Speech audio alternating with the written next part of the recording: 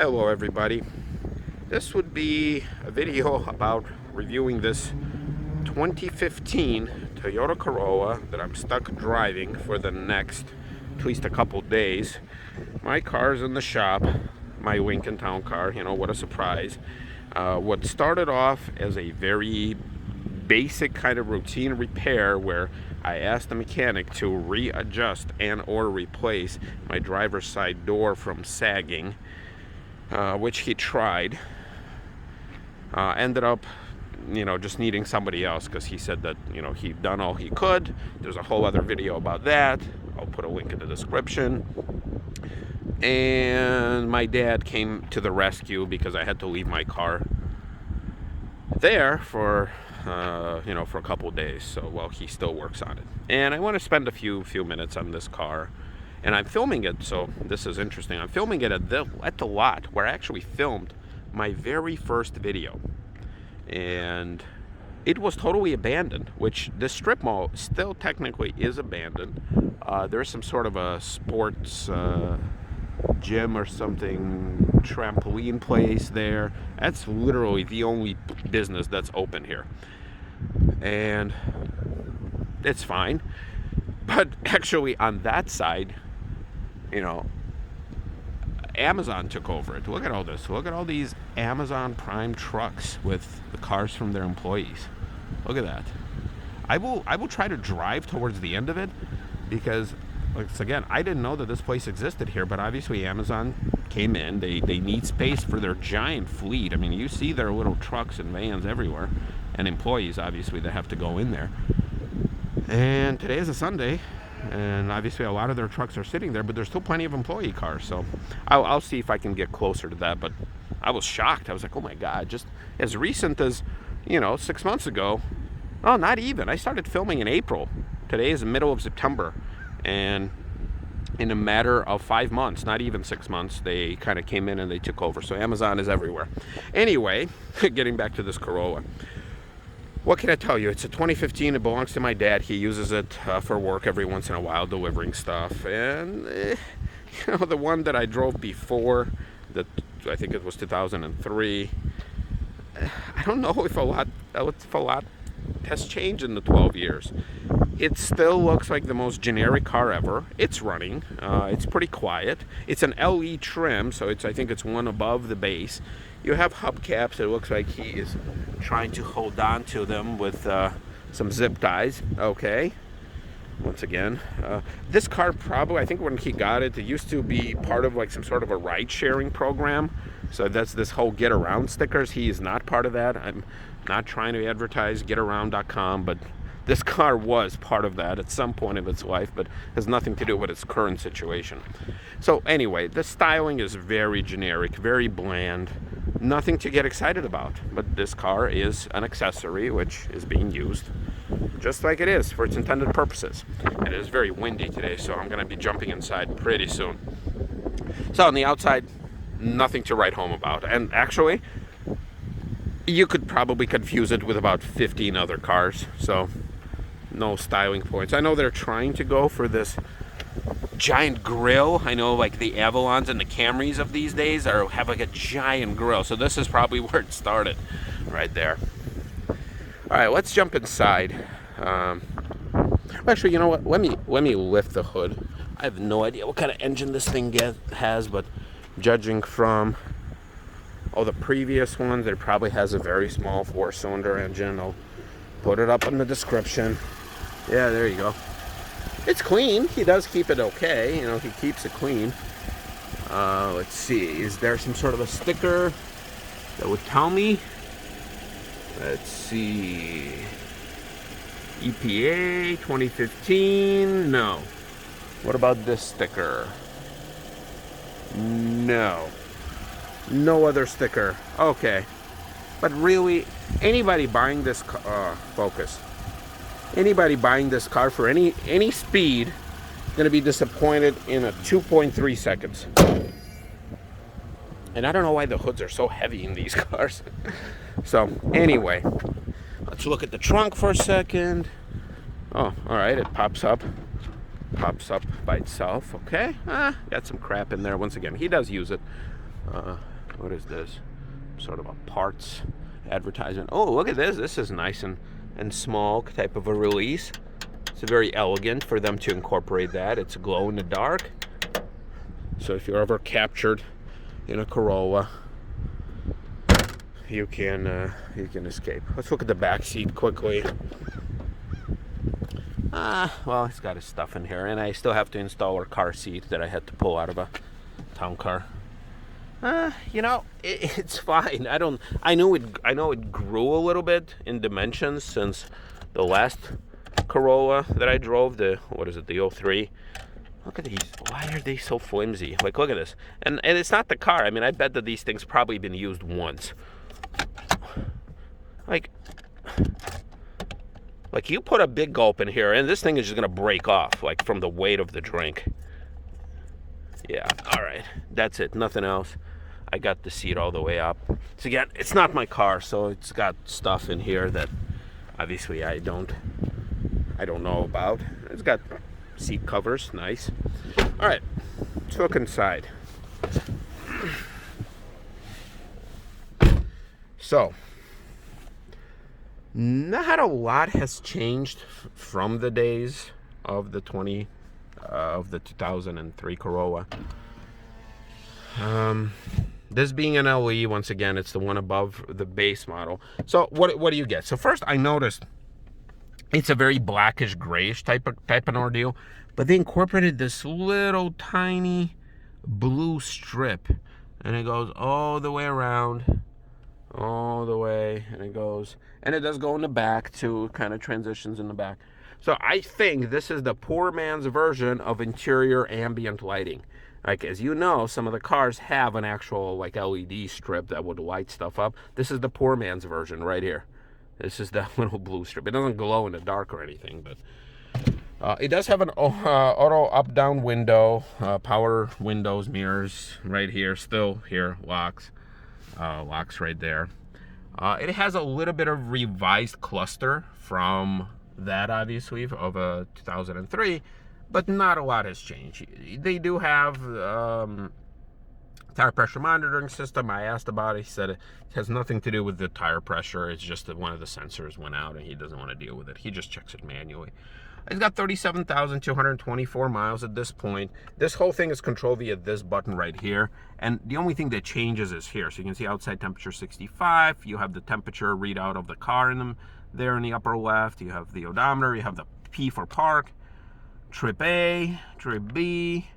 Instant miles per gallon, obviously none. Average 20. It's not burned out. There's a little speck of whatever right here. So it's average 29.1. I mean, nothing to write home about. Range, it's got 189 to an empty tank. There's the fuel gauge. Miles per hour averaging is 4. Obviously, I just started this car. And then you have the tachometer right here. I believe this car has a continuously variable transmission. I'm pretty sure of that. Oh, sorry, sneeze. And going into the transmission, I love this shift knob. I think it harkens back to a manual where here you would have your first, second, third, fourth. So it has the drive, it has the S for sport, and then it has B. What is B for? I have no idea. Maybe I'll look it up in the manual and post. I know that in a hybrid car, B means like it helps with the braking. It's like a regenerative braking, but here it doesn't. It's not a hybrid, so maybe engine braking? I don't know. But yeah, S for sport. Come on, give me a break. All right. So, but I love the feeling of this shifter. Here, what you have? He does have a radar here. I unplugged it. I hate this thing beeping. It's a Corolla, for God's sakes. You don't speed in a Corolla. You do have some USB port. This is 2015 after all, so ignore this radar cord. It does have auto climate control. I think this is from the LE version. I think the normal one will have just the knobs to turn. But here you have, a fan, which for some reason, like you have this fan button or this display, you have like empty space and then it starts to filling it up. So I don't know what's up with that. But you do have air conditioning here. This little sliding thing that shows you where it blows. You have the auto feature, and then you have your temperature. So like I said, I'm pretty sure that's from like the LE package. Oh, and it also shows you right here on the display, so you can kind of see that. Why does it show front? So what is it? What's up with this? What's up with the front? It's not like there's rear. That's weird. What if you hit auto? Oh, it just says auto. Okay. I still don't understand why it says front here, but anyway, who cares? Anyway, besides that, you do have a CD player, and you do have, let's see, you do have this touch screen, and I'm pretty certain that this was taken from like a Subaru / Toyota had a cooperation, because in our Subaru Forester, which is a 2016 Subaru Forester, like these tiles are almost identical. You could still reorder them around. You basically, when you click on the radio, you have this control right here to kind of go, yeah, this is, I'm pretty sure that they developed it, and I don't know who had it first, Toyota or Subaru. I'm guessing Toyota is being a larger company. They basically had a cooperation. Oh, look, got a CD. All right, so yep, there you go, reading disc. I think this thing can play MP3s. I'm not sure if it says anywhere on there, but yeah, here you go. You have 32 songs on that CD, and you do have, there you go. So anyway, the one thing that it does have is Bluetooth. So I did connect my phone, so this is nice. As far as the steering wheel goes, yeah, it's got this weird circular thing here, which looks like they didn't know what to put here, so they didn't put anything. So that, you have the display button, cruise control they've been using for ages. Here you could control the volume. Here, all the you can change stations, you can mute it, blah blah blah. You can go through presets or do the manual or the back button. Here's a weird part. They have fake stitching here, and this is the world's most fake stitching. Like really, really fake. They also have this fake stitching right here. So once again, you know, nobody's gonna buy this car for its luxury. Why are you gonna put fake interior ambient lighting strip for whatever it does? Why are you gonna put fake stitching here? Or here, for that matter? You know people are gonna buy this for economy. You know people are gonna buy this because they don't have money to buy, you know, more fancier Camrys or anything else. You know, you cheap out on stuff like there's no closing slider for the vents. You can't close these, or this for that matter. Actually, this one seems to be broken, or that. There's no, you know, so you're gonna save money on stuff like this, and then you're gonna put fake stuff that's clearly fake, and people who buy these cars couldn't care less if their thing is stitched. And look, it's not stitched here. Here you got real stitching, which once again you can argue whether or not it's needed, but here it is so clearly fake. So it's like, who cares? Like, don't do that. Another interesting thing I found out, so in order for me to drive, you know, this car, I have to put the steering wheel all the way up. It does not telescope, but it tilts up. And look how little space I have in between where my hand grips and the dash. Like if I had bigger hands and was wearing thick gloves, I wouldn't be able to fit in here. Like this is barely, like my hand cannot fit any further down. So that's a weird thing. They could have cut this thing down a little. And another thing, the room. I complained about it in the other Corolla. This Corolla is no difference. There's no room. The seat is all the way back. And yeah, this car does not allow enough room for me. I'm 5'11". I'm not the biggest person in the world. And yeah, this is how my knees are when hitting the gas. And there's just no room here. This seat I had to move all the way up. I have to still install a car seat for the next few days. And then, yeah. So anyway, a lot of blank switches I forgot to mention. Here. I think this is where the sport button is in some other cars. You do have a couple blank switches here. So, yeah. Oh, another cool thing. Look, he installed the brighter LED here, and this is the factory one. So you can kind of see a nice comparison. Also, This thing, speaking of quality, this thing just fell out. Like he didn't try to pull it, and it doesn't work anymore. So there was that. I don't know what else I can tell you. Once again, this is a work car, so you can see some of the staining here. This thing is shaking. It doesn't extend. It doesn't do anything. It opens up to like a 2-tier cubby hole there. It looks like he's got a lot of crap for his accessories, coin holder. Actually, I have one of these in my town car. So, yeah, very, very basic. As far as driving it, well, let's see if I can get closer to our Amazon friends. All right. So getting closer to our Amazon bread trucks. Now, I'm not going to try and climb inside there. This is clearly, marked, and there's plenty of cars here that would suggest that there are potential employees here. They have every type of van. A lot of them are these Dodge/Fiat type of deals. Whatever they're called, Dodge Ram trucks, vans. There's plenty of employee cars. There's a bike. So I'm not going to try and even get close to those things right there. And it looks like they kind of blocked this area off, because where I was going to turn, they have... Oh, okay. It's reminding me to buckle up. Yeah. So I'm not going to try and climb inside Amazon vans. Let's see if I can open this window and kind of take a more of a zoomed in look. I'm pretty sure it's gonna shake a lot. Yeah. So they have all sorts of vehicles here, and obviously, Amazon vehicles are no big surprise here. So, all right, I'm gonna have to buckle up. All right, so here you go. I'm kind of in the depths of their parking lot. You can kind of see they're all numbered. They all here. This lot is really crappy, so you can kind of see they use anything from Mercedes to Ram vans to these box trucks to all sorts of stuff, and you have employee cars kind of in the middle of those. So I'm pretty sure that Amazon is a godsend for this lot and for the box van community, because they are probably the biggest customer. Yeah, there's some of those larger ones right there.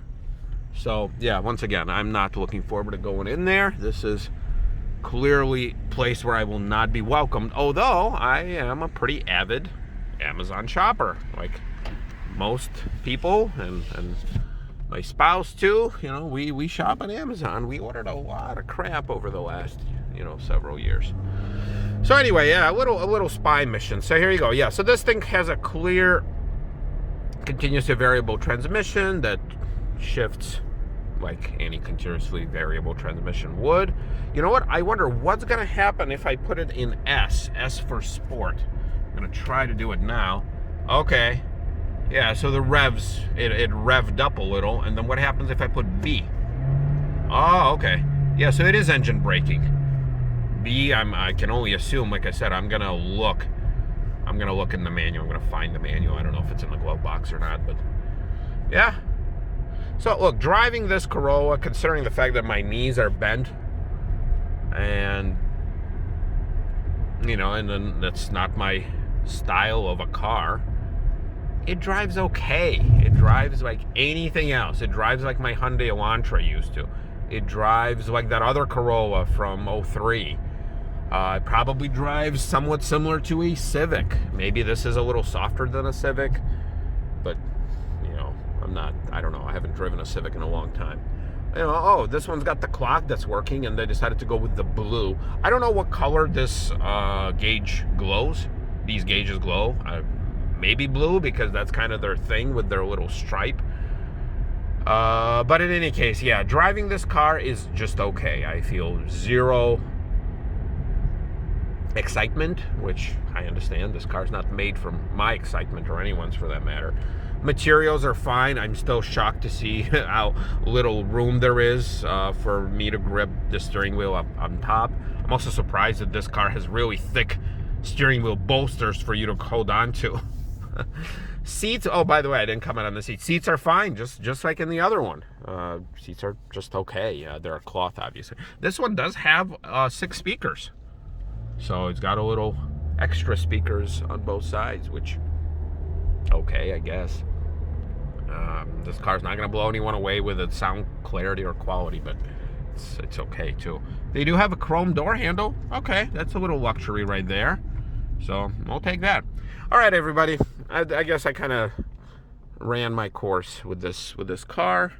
See, he's got a bunch of stuff hanging off of here, so I'm not going to try and like get in there. So, all right. So I'm going to be driving this Corolla for the next couple days. My Lincoln Town Car is getting fixed. I appreciate everybody. I like how you're all commenting. I like how you're all subscribing, and obviously liking the video if you really do. I also want to ask, if you don't like the video and you click a dislike, tell me what you don't like about it, because it's kind of disheartening to see people click dislike. But I was like, all right, well, I understand. You don't have to like my videos, but tell me what you don't like about it. I'll be happy to change if I can, you know. But anyway, thanks a lot, and we'll see you next time.